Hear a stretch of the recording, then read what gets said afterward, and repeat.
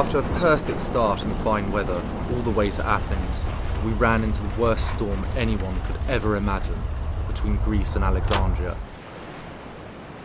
That continued for a couple of hours until finally the sun came through.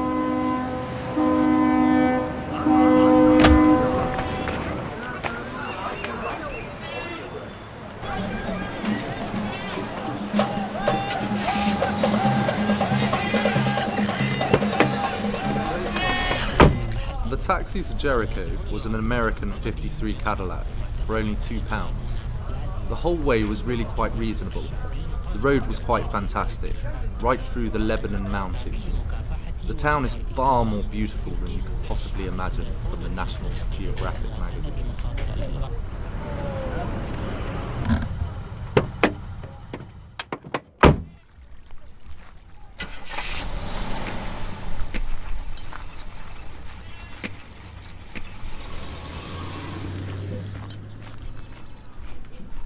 Once I'd found Kathleen, I was given the usual tools and dumped with 10 Arab workers in a very deep hole.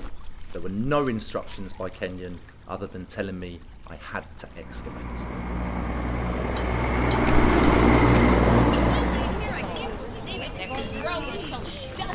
Is this place?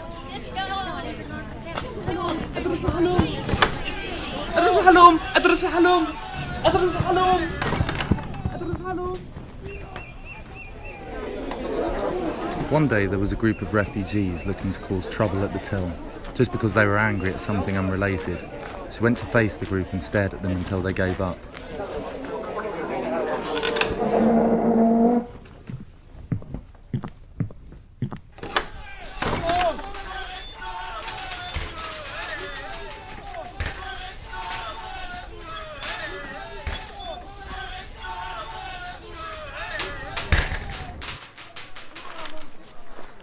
She made no allowances for one's ignorance when explaining her work to the team.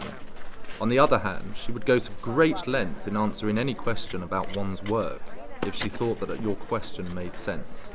But when she thought that one had asked without having thought through oneself first, the answer was, "What nonsense!" and she would leave it at that.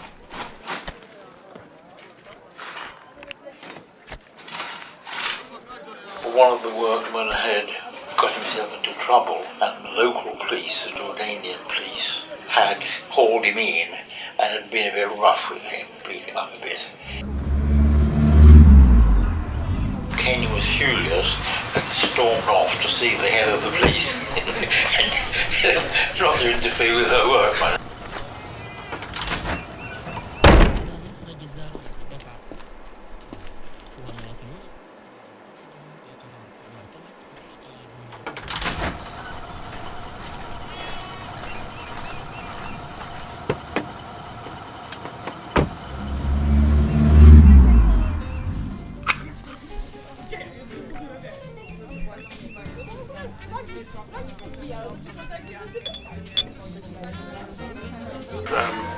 Contact between men and women, or younger men and younger women, quite obvious. You cannot have a lot of adults living together unless there's a little bit of hanky-panky.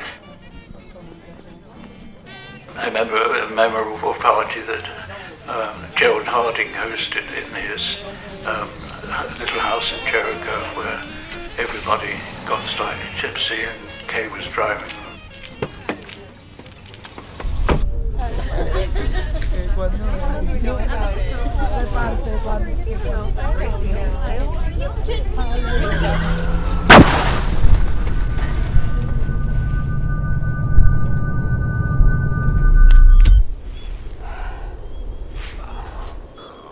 Her Land Rover overturned on the way back home, but luckily nobody was hurt.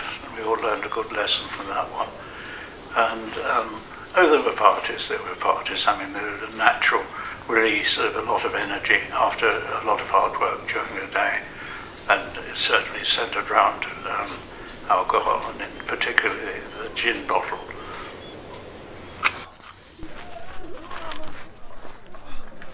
Kathleen was very dedicated to her female students, who mostly adored her. She taught very well and took interest in their personal situation. As a male, you had to prove yourself in order to be accepted. Somehow I managed to reach, during the second season I worked with her, the stage of being allowed to have my own opinion, and was allowed to discuss with her questions of strategy or similar subjects.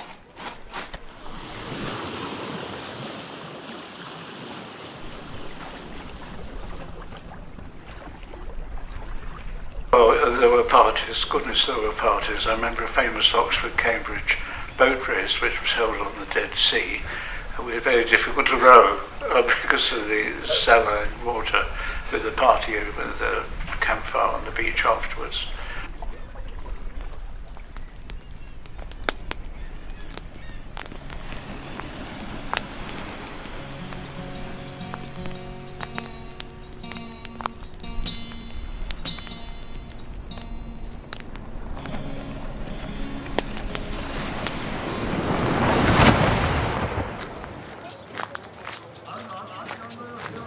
Weekends we had Saturday and Sunday off, and most of the students had enough money to go off looking at other excavations for comparative material, or indeed just having a holiday.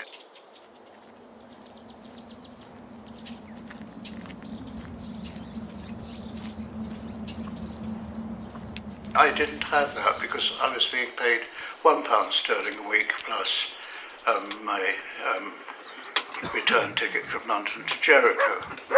And as I learned to smoke, following in the footsteps of Kathleen Kenyon, to drink large quantities of gin.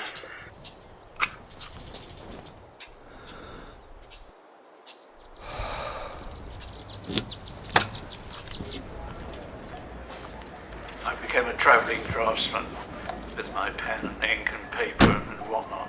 What she did was to send letters to fellow archaeologists in Turkey and other archaeologists who were working in the Middle East, saying she could recommend me as a draftsman.